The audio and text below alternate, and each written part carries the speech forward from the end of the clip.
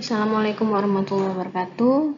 Alhamdulillah, pada kesempatan kali ini saya dapat memberikan video pembelajaran kembali ya. Kalau untuk video pembelajaran kali ini khusus untuk materi analisis dan pengembangan perangkat lunak berorientasi objek. Jadi untuk mata kuliah APPLBO. Nah, jadi mata kuliah APPLBO ini kalian akan belajar bagaimana sih membuat perangkat lunak itu, bukan hanya membuat perangkat lunak setelah jadi selesai sudah, tapi perangkat lunak yang selesai dengan memiliki kualitas yang baik. Nah, jadi apa yang akan dipelajari di dalam APPLBO itu adalah tentang perangkat lunak yang memiliki kualitas atau kualitas yang baik gitu ya, yang bisa dibilang baik. Jadi sebelum kita masuk ke dalam pengembangan perangkat lunak, jadi di dalam pengembangan perangkat lunak ada beberapa tahap, banyak tahapnya. Nah, nanti di sini kita akan membahas dua tahap utama atau dua tahapan awal pada saat pengembangan perangkat lunak. Nah, jadi yang untuk video pertama ini kita akan belajar mengenai pengembangan perangkat lunak untuk analisis kebutuhan. Tuh. Oke, nah sebelum kita masuk ke dalam bagaimana sih tahapan pengembangan perangkat lunak, apa saja yang diperlukan atau yang dilakukan setiap tahapan, kita harus paham dulu apa sih perangkat lunak itu. Nah, jadi perangkat lunak saya yakin semuanya pasti sudah tahu dan sudah paham juga bahwa perangkat lunak adalah suatu piranti lunak atau software, biasa disebut dengan software, istilah khusus untuk data yang diformat dan disimpan secara digital, termasuk program komputer, dokumentasi, dan berbagai informasi yang bisa dibaca dan ditulis oleh komputer. Jadi perangkat lunak ini sendiri data-data atau format atau program itu yang tersimpan di dalam komputer, baik misalnya di komputer, di laptop, di notebook, di handphone kalian juga, itu ada perangkat program-program yang disimpan di sana untuk menjalankan sesuatu gitu ya, untuk membantu keperluan atau kebutuhan manusia. Nah, seperti itu. Jadi itulah yang namanya perangkat lunak. Jadi pembuatan perangkat lunak itu sendiri memerlukan bahasa pemrograman yang ditulis oleh sebuah pemrogram atau seorang programmer, untuk selanjutnya dikompilasi dengan aplikasi compiler sehingga menjadi kode yang bisa dikenali oleh mesin hardware. Tapi di sini memang inti dari perangkat lunak itu adalah dibikin gitu ya, dibikin terus jalan gitu ya. Intinya sebenarnya seperti itu. Tapi bukannya langsung, misalnya orang pengen bikin perangkat lunak, misalnya apa? Misalnya kayak Word gitu ya, bikin Word terus sudah bikin terus selesai gitu. Enggak juga kayak gitu ya. Jadi ada tahapan-tahapan dalam penyelesaian perangkat lunaknya atau pembuatan perangkat lunaknya. Nah, jadi di sini sebelum kita bikin programnya, kita harus tahu apa saja yang dibutuhkan, kemudian bagaimana sih kita mendesain perangkat lunak itu supaya baik. Nanti juga setelah itu nanti bagaimana kita coba perangkat lunak itu bukan serta-merta sudah bikin selesai, kemudian nanti kalau misalnya ada error-error itu bagaimana penanganannya. Nah, di sini yang menjadi tahapan dalam perangkat lunak. Seperti misalnya kalian mau bikin kue gitu ya. Ketika proses pembuatan kue itu kan memang yang penting ya. Kalian bikin kue misalnya kocok telur, terus tambahin gula gitu dan seterusnya. Nah, itu memang penting. Tapi sebelumnya kan ada tahapan-tahapan sendiri. Misalnya siapin bahan dulu, siapin alat dulu, kemudian nanti panaskan ini ovennya dulu misalnya, seperti itu. Nah, sama seperti perangkat lunak. Jadi sebelum dibuat kita ada beberapa persiapan, dan setelah selesai dibuat itu masih ada persiapan lagi. Nah, ini adalah perangkat lunak. Oke, saya lanjutkan. Jadi di sini ada tahapan perangkat lunak, ada beberapa tahapan perangkat lunak. Yang pertama itu adalah analisis. Jadi di analisis ini adalah digali semua kebutuhan yang diperlukan untuk perangkat lunaknya. Softwarenya itu butuh apa saja sih yang perlu ada di software tersebut. Nah, disinilah dianalisis kebutuhannya. Perangkat lunak bisa melakukan apa, itu dianalisis di sini. Dan siapa yang menganalisis itu ada namanya tim analis. Ya, ada tim analis yang melakukan analisis. Kemudian tahapan kedua itu adalah tahap desain. Jadi setelah digali kebutuhannya, sudah tahu sistem itu butuh apa. Kemudian kita desain. Ya, desain ini maksudnya apa? Desain ini maksudnya untuk menjembatani antara kebutuhan yang sudah di list tadi dengan nanti tahap ketiga itu adalah coding ya. Nah, tahap ketiga di sini adalah coding. Nah, jadi di tahap desain ini dia itu membuat kayak semacam gambar-gambar gitu ya, diagram, membuat diagram supaya mempermudah para programmer atau pada saat coding untuk membuat codingnya. Jadi dia sudah kayak gambar atau diagram secara umum yang sudah memang dirancang untuk program, untuk membuat programnya seperti itu. Nah, kemudian tahap ketiga yaitu adalah tahap coding. Tahap kedua tadi desain ya, dibuat oleh desainer ya, tim desainer. Kemudian tahap coding ini ya mentranslasi. Coding ini hanya mentranslasi dari diagram yang sudah dibuat. Misalnya nanti di diagram di step 2 ada algoritma. Ya udah, nanti di bagian coding dia hanya translasinya. Nah, disinilah yang baru butuh bahasa. Nanti mau pakai bahasa C, mau pakai bahasa Java, mau pakai bahasa Kotlin, mau pakai bahasa apapun ya, PHP dan segala macam, itu ditranslasinya di sini. Jadi di step 2, di tahapan 2 memang dibuat diagram yang secara umum. Kemudian di tahapan ketiga di sini yang mau translasi pakai bahasa apa? Mau di mobile, mau di desktop, mau di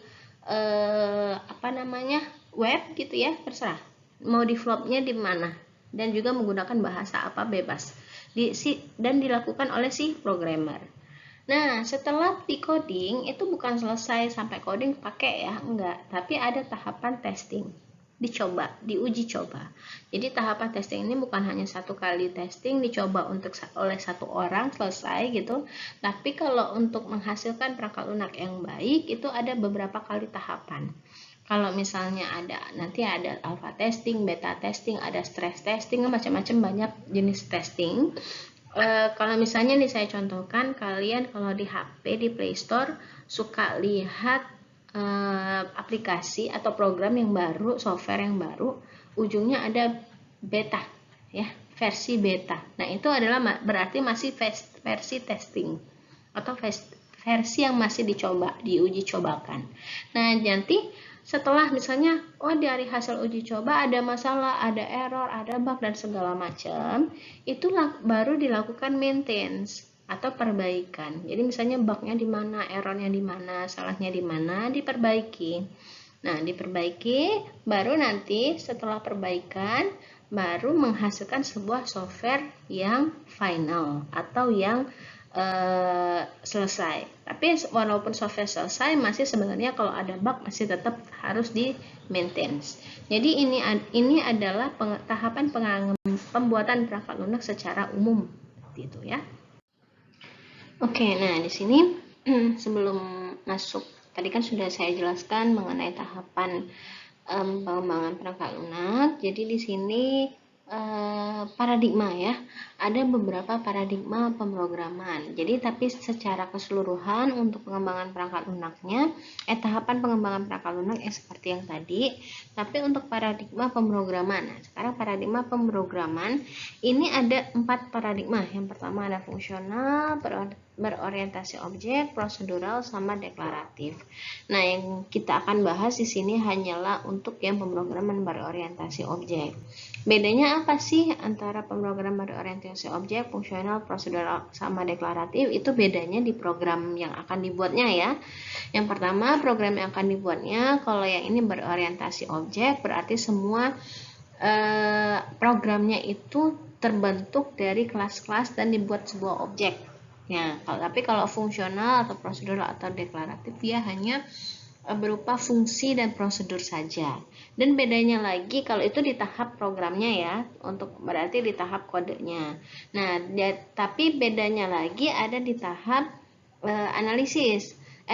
Di tahap desain. Kalau di tahap desain, kalau berorientasi objek, itu nanti kita akan menggunakan, tadi kan di tahap desain buat diagram-diagram ya, saya bilang, bahwa kalau di pemrograman berorientasi objek, diagram yang akan dibuat itu adalah menggunakan diagram UML. Sedangkan kalau program paradigma yang lain, itu hanya menggunakan diagram, ini ya, diagram kalau kalian tahu DFD, ERD seperti itu. Nah, hanya itu aja, DFD sama ERD sama konteks diagram satu lagi. Tapi kalau misalnya untuk pemrograman berorientasi objek, karena dia berupa objek-objek, berupa kelas yang antara objek sama kelas satu sama kelas lain itu saling terhubung atau saling berkaitan, maka di sini untuk desainnya itu akan menggunakan diagram UML. Itu bedanya antara berorientasi objek dengan paradigma yang lain. Jadi ada beda di programnya sendiri, sudut pandang program, dan juga ada beda pada tahapan yang kedua, yaitu tahapan desainnya. Desainnya karena kalau objek dia pakai UML, tapi kalau misalnya fungsional prosedural biasa dia menggunakan DFD, ERD, sama konteks diagram. Gitu ya. Oke. Jadi saya langsung masuk aja ke dalam pemrograman berorientasi objek. Jadi berorientasi objek itu ada dua, ada object oriented analysis sama object oriented design. Ya, jadi yang difokuskan di sini hanya dua step pertama. Ya, dua step pertama yaitu untuk objek analisis sama yang desainnya. Jadi apa sih yang dilakukan pada saat tahap analisis? Sebenarnya sama sih object oriented analysis. Fokusnya di sini adalah memeriksa kebutuhan. Jadi yang sudah saya sebutkan tadi, sudah saya jelaskan juga bahwa apa yang bisa dikerjakan ya, apa yang bisa dilakukan oleh sistem, kita gali kebutuhannya di analisis. Jadi kita periksa requirement atau kebutuhan yang dibutuhkan oleh sistem, kita gali dari stakeholdernya, kemudian nanti kita buat poin-poin. Nanti kita belajar ya setelah ini. Kemudian kalau untuk object oriented design itu mengarahkan arsitektur software didasarkan pada manipulasi objek sistem. Jadi ya kalau saya gampangnya sih bikin diagram gitu ya, bikin diagram atau dibikin arsitektur untuk perangkat lunaknya yang berorientasi objek, khusus objek. Jadi makanya nanti pakai UML. Nah, jadi karena objek ini kan yang tadi saya bilang juga bahwa dia ada hubungan antar satu objek dengan objek yang lain. Nah, keterkaitan atau hubungan antar objek itu bagaimana, yang mana objek yang saling terhubung, terus misalnya menggunakan nanti metode-metode yang mana, itu nanti akan digambarkan di dalam object oriented design ya, di OOD-nya. Nah, sekarang kita bahas dulu yang pertama, yaitu analisis kebutuhan. Apa sih analisis kebutuhan? Itu adalah suatu proses untuk mendapatkan informasi, mode, spesifikasi tentang perangkat lunak yang diinginkan oleh klien atau pengguna. Jadi apa saja yang dibutuhkan oleh si klien yang harus ada di dalam softwarenya. Jadi kita bikin software bukan serta-merta seperti keinginan kita. Jadi bukannya misalnya kita bikin software, ada orang minta bikinkan kita software, oke, saya minta tolong dibuatkan software Word misalnya. Ya udah, suka-suka kita sebagai programmer, sebagai tim pengembang, ya sudah kita bikin Word sesuai dengan kita. Tapi kita nggak tahu kan, apakah Word yang kita buat itu sesuai dengan kebutuhan dari si penggunanya. Apakah word yang seperti apa sih yang mereka pengen. Nah, itu yang harus kita gali.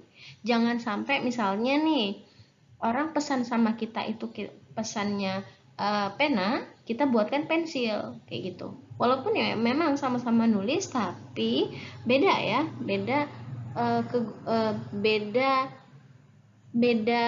kegunaannya, beda cara penulisannya dan segala macam itu berbeda. Jangan sampai kita buat seperti itu ya. Jadi untuk analisis, makanya ada tahap analisis, yaitu kita menggali informasi atau menggali kebutuhan yang diinginkan oleh si pengguna. Begitu. Nah, sekarang di sini saya ibaratkan di sini ada stakeholder. Stakeholder ini adalah orang ya, orang atau instansi atau lembaga yang minta dibuatkan software. Dia butuh software. Nah, di sini ada tim development atau tim pengembang softwarenya. Siapa saja sih tim pengembang softwarenya? Itu yang ini tadi, yang kelima step ini tadi. Ini adalah tim pengembangnya, ya. Jadi si stakeholder ini, misalkan stakeholder ini ingin membuat sebuah software.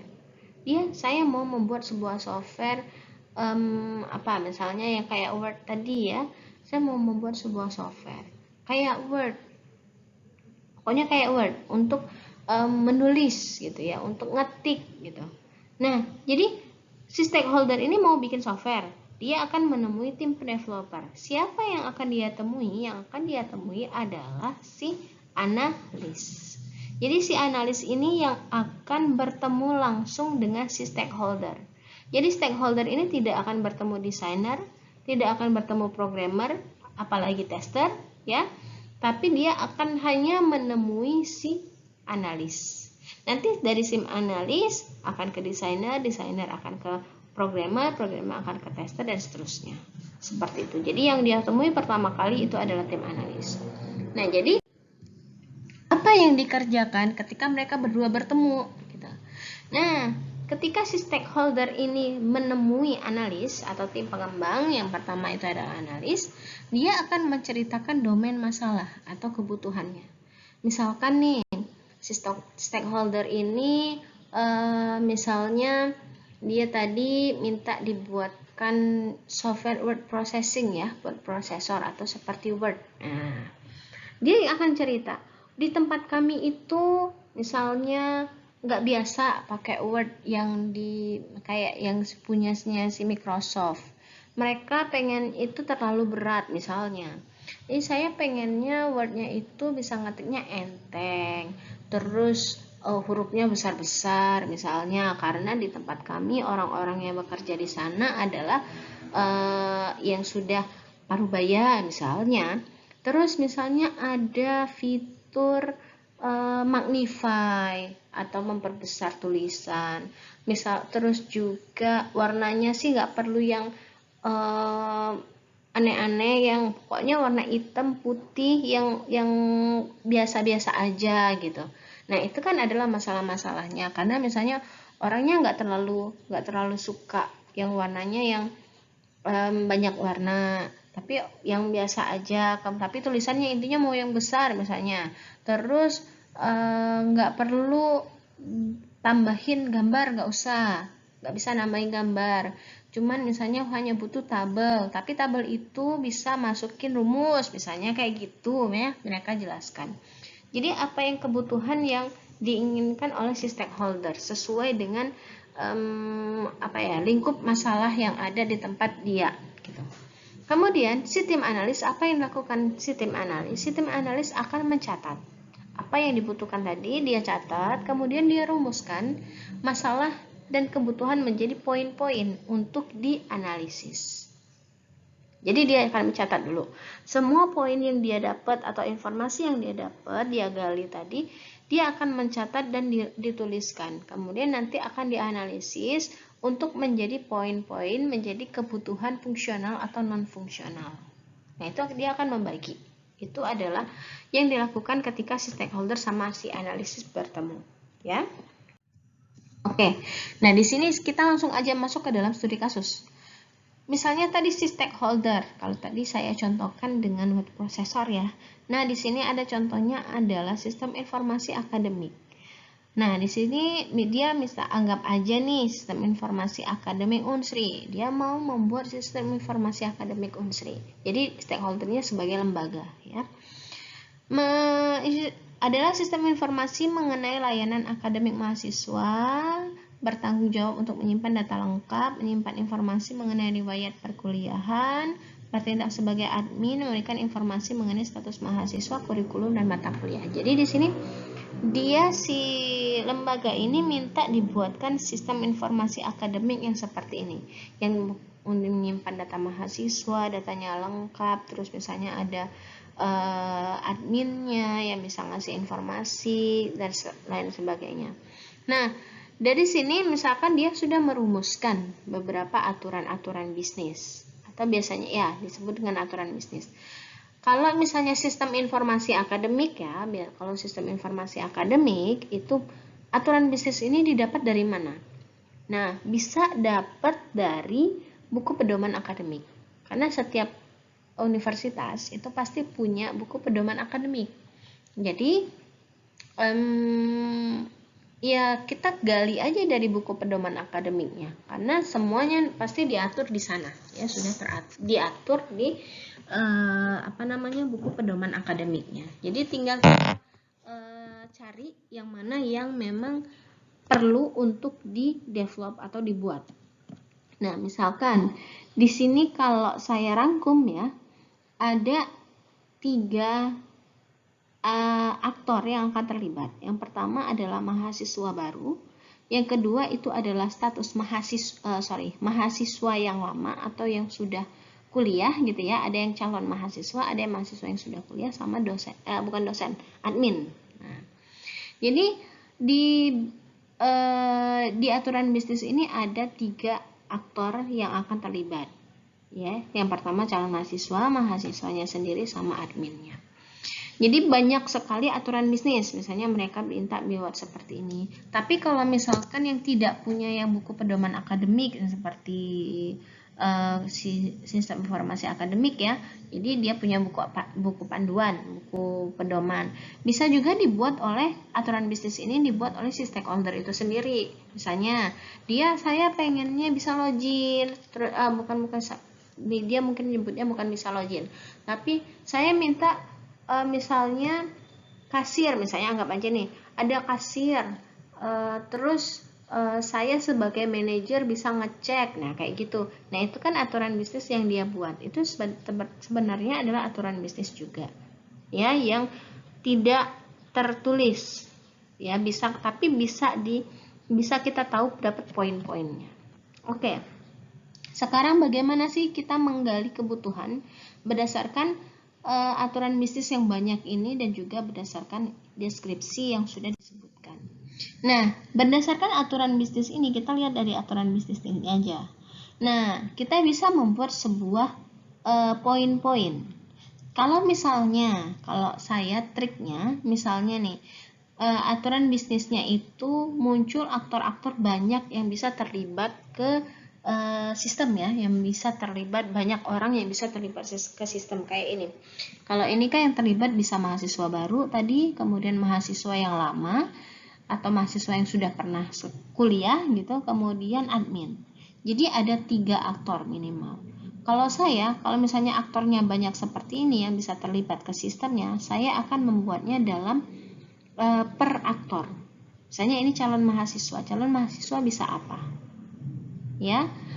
Kemudian kalau misalnya mahasiswanya mau dibuat juga di dalam kebutuhan, mahasiswanya bisa apa? Kemudian adminnya bisa apa? Nah, ini nanti disebut dengan user requirement. Jadi kalau misalnya aktor yang terlibatnya banyak, ya udah saya membuatnya dalam per aktor, ya, membuat requirement-nya per aktor. Tapi kalau misalnya aktornya hanya satu, misalnya hanya anggap aja di sini misalnya kalau kalian tahu vending machine ya, mesin penjual otomatis, misalnya beli minuman gitu ya. Siapapun orang yang membeli, mau tua, mau muda, mau dia mahasiswa, mau dia dosen, mau dia admin, mau dia siapapun, pokoknya nanti akan disebut dengan pembeli. Gitu kan? Berarti aktornya hanya satu. Berarti saya tidak akan membuatnya per aktor. Karena apa? Karena aktornya selalu satu.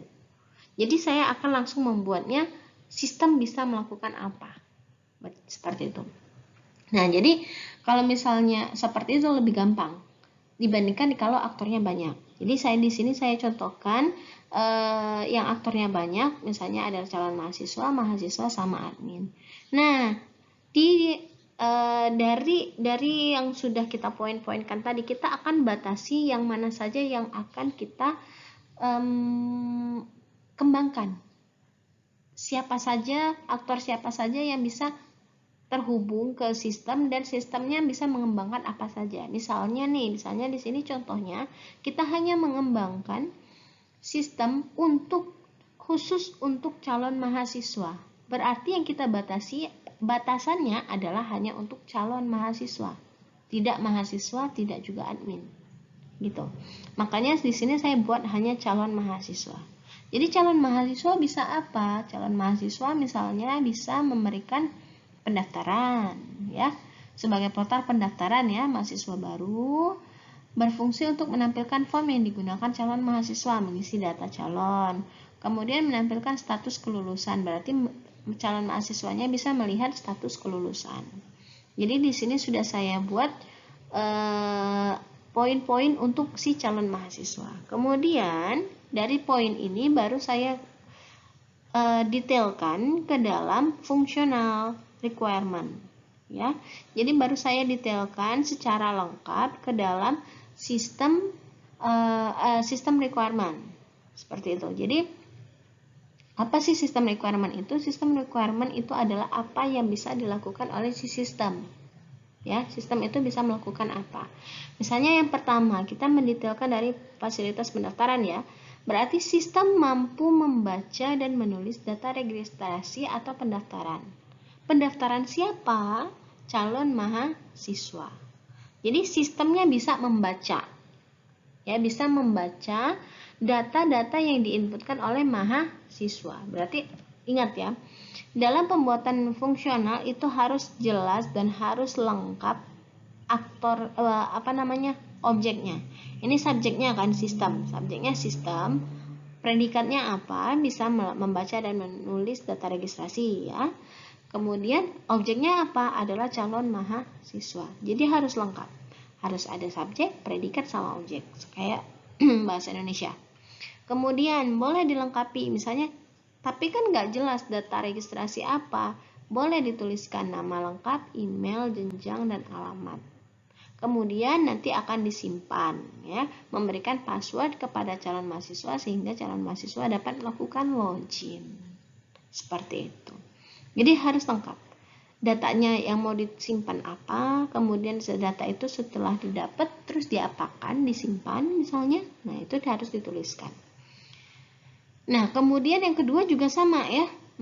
Sistem mampu membaca, kemudian objeknya ya, calon mahasiswa, data apa yang dilengkapi itu adalah data ini, kemudian disimpan.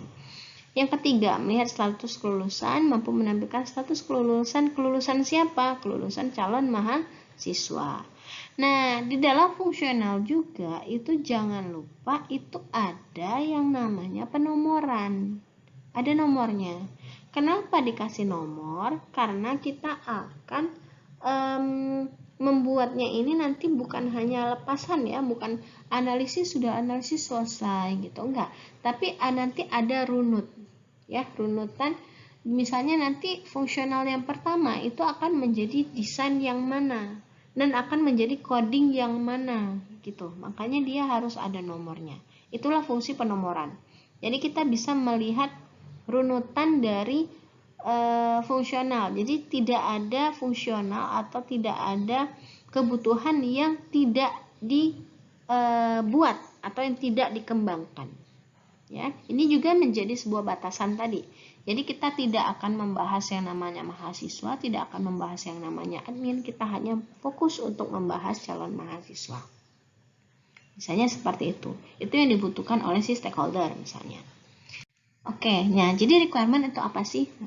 Requirement itu adalah pernyataan gambaran yang disediakan oleh sistem, batasan dari sistem, dan juga berupa fungsi definisi matematis fungsi sistem. Jadi misalkan yang tadi kan berdasarkan pedoman akademik ya, bisa dilihat.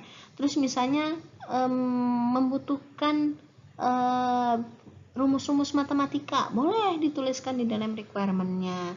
Atau misalkan seperti ini, bukan rumus matematika, misalnya kalau di sistem informasi akademik nih, misalnya nilai A, misalnya mahasiswa itu dapat nilainya 70 itu akan ke A, B, C, D, atau E. Di pedoman akademik kan sebenarnya sudah ada ya. Kalau misalnya nilainya, anggap aja nih 86 sampai 100 nilainya akan A. Kemudian dari misalnya 70 sampai 85 itu adalah B, dan seterusnya. Nah, itu sebenarnya adalah rumus-rumus matematika juga, atau ini ya, aturan-aturan. Nah, itu boleh dituliskan di dalam requirement. Seperti itu. Ya. Nah, jadi bagaimana sih teknik pengumpulan requirement? Teknik pengumpulan requirement itu sebenarnya ada 4. Yang pertama ada interview, questionnaire, observation, sama searching. Yang pertama interview dulu. Ya, biasa ya, interview ngobrol sama orangnya langsung. Memang memberikan informasi yang terbaik, tapi mahal. Kenapa bisa disebut mahal? Karena kita terjun langsung nanyain orang satu-satu. Ya, nanyain orang satu-satu membutuhkan waktu yang lama. Ya, membutuhkan waktu yang lama dan membutuhkan energi yang besar, makanya disebut mahal. Kemudian kuesioner, memang kita bisa sebar kuesioner ke semua orang, tapi responnya kadang cenderung kurang baik. Kenapa kan cenderung kurang baik? Karena misalnya nih, kalau misalnya di kuesionernya kita tanya, sistemnya memiliki warna yang bagaimana, menarik. Menarik menurut orang A sama menarik menurut orang B beda, ya. Kalau misalnya kita bilang menarik, oke, menarik maunya warna gelap, warna terang, kan itu udah beda-beda ya. Yang satu A mau gelap, yang satu mau terang, dan lain sebagainya. Kita tidak bisa membatasi yang seperti itu. Makanya responnya kadang katanya kurang baik. Memang tersebar ya, semua orang bisa kita dapat informasinya. Kemudian observasi ini akurat ya jika dilakukan dengan baik. Ya, jadi observasi ini akurat ya, karena memang kita terjun langsung ke sana, tapi biayanya mahal, sama kayak tadi, butuh waktu yang lama dan juga butuh orang, tenaga. Kemudian ada searching ini kita bisa googling ya, tapi informasinya terbatas, cenderung tidak menampilkan hal yang mungkin menjadi masalah. Misalnya kayak gini, kalian diminta untuk membuat sistem informasi akademik Unsri. Oke, buat akademik Unsri, kalian searching di Google, ternyata kalian ketemu sistem informasi akademik ITB. Kayak gitu. Kalian menggunakan yang di ITB, padahal apa yang ada di Unsri sama di ITB beda. Misalnya, kalau di Unsri, dia nilainya hanya A, B, C, D, E. Sedangkan kalau di ITB ada A, A+, B, B+, B-, gitu ya. Nah, itu udah beda. Padahal, kalau kalian hanya searching di sana, ya kalian dapatnya yang A, A+, A-, B, B+, B-, kayak gitu. Udah beda kan, tidak bisa disamakan ya antara Unsri dan ITB. Nah, jadi bagaimana sih seharusnya? Harusnya itu adalah kita melakukan semuanya, tapi tidak secara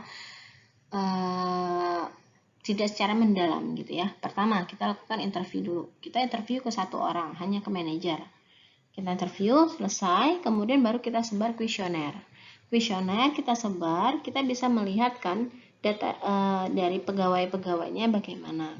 Kemudian kita lakukan observasi. Observasinya nggak perlu lama, cuma satu hari aja, karena kita sudah punya data dari interview sama kuesioner. Kita hanya validasi aja, kayak gitu. Kemudian boleh searching di internet, gitu ya. Lanjut. Nah, jadi di sini ada macam-macam requirement. Tadi sebenarnya sudah saya singgung sedikit ya, ada dua macam requirement, yaitu adalah user requirement sama system requirement. Jadi kalau misalkan requirement yang kalau ketemu yang kasusnya orangnya banyak seperti yang tadi, aktor yang akan terlibat itu banyak, kalian gunakan user requirement karena lebih gampang. Kalian hanya poin-poinnya dulu per user. Misalnya usernya kayak tadi calon mahasiswa, admin. Kalian bisa buat poinnya dulu per user. Jadi sehingga setiap user itu tidak ada yang miss.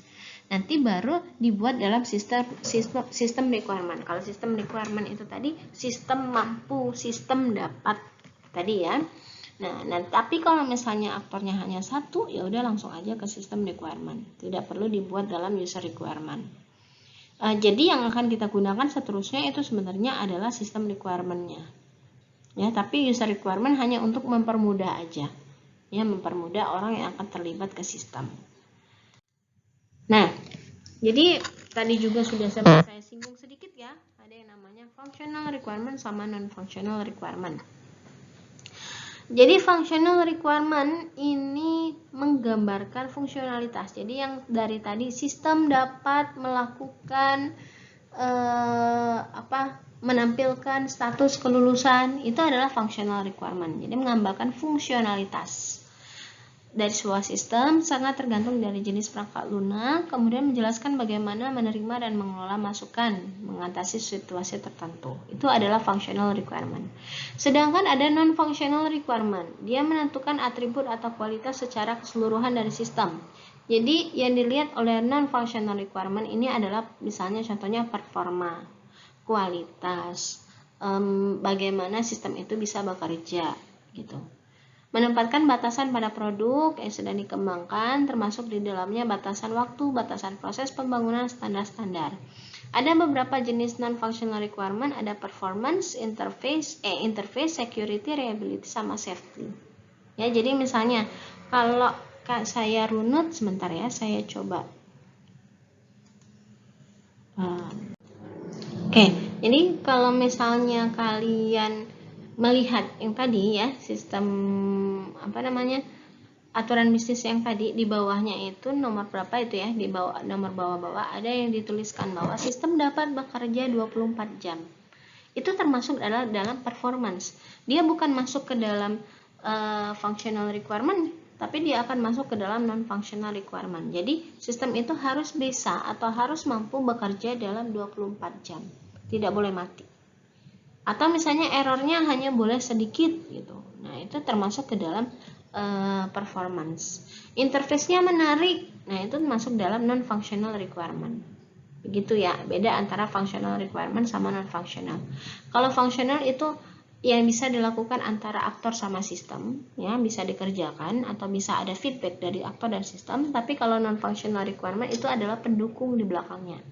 Security-nya misalnya tidak boleh datanya dicuri oleh orang misalnya. Itu termasuk dalam security. Bagaimana penanganan sekuritasnya, gitu. Jadi, nah di sini dituliskan bahwa kita harus mencoba untuk membuat requirement yang baik. Ya, requirement yang baik itu bagaimana? Requirement yang bisa di-track, yang jelas, yang lengkap, yang bisa dites, yang komprehensif. Sehingga nanti bisa kalian lihat tadi kan ada 5 step ya. Step yang pertama, kedua, ketiga. Nah, itu saling keterkaitan. Kalian bayangkan kalau step pertama analisisnya sudah reward seperti ini, bagaimana dengan desainnya? Bagaimana dengan codingnya? Bagaimana dengan testingnya? Seperti itu. Jadi, usahakan yang requirement yang baik adalah yang bisa di-track seperti ini ya. Yang bukannya yang tidak lengkap. Misalnya kalau tidak lengkap tuh kayak gini. Sistem dapat menampilkan kelulusan. Titik. Kelulusan siapa yang ditampilkan? Itu kan menjadi pertanyaan ya. Makanya harus jelas objeknya. Sistem dapat menampilkan kelulusan calon mahasiswa. Oh, lulusan calon mahasiswa, bukannya kelulusan mahasiswanya. Mahasiswa sudah jadi alumni misalnya. Ini kan baru calon mahasiswa. Beda ya. Kemudian sistem dapat menerima data informasi dari calon mahasiswa. Ya, data apa yang mau sistem terima? Data pendaftaran atau nambahin update data atau apa. Nah, itu yang harus jelas. Ya, tidak bisa kalau tidak konsisten juga nggak bisa gitu ya, harus konsisten dan harus jelas seperti itu. Oke, mungkin untuk penjelasan mengenai analisis kebutuhan saya cukupkan sampai di sini ya. Semoga videonya bisa bermanfaat. Kalaupun mau ada pertanyaan, boleh di komen di YouTube-nya langsung, atau mau hubungin saya juga langsung juga boleh, silahkan. Mungkin untuk akhir kata saya cukupkan sampai di sini. Wassalamualaikum warahmatullahi wabarakatuh.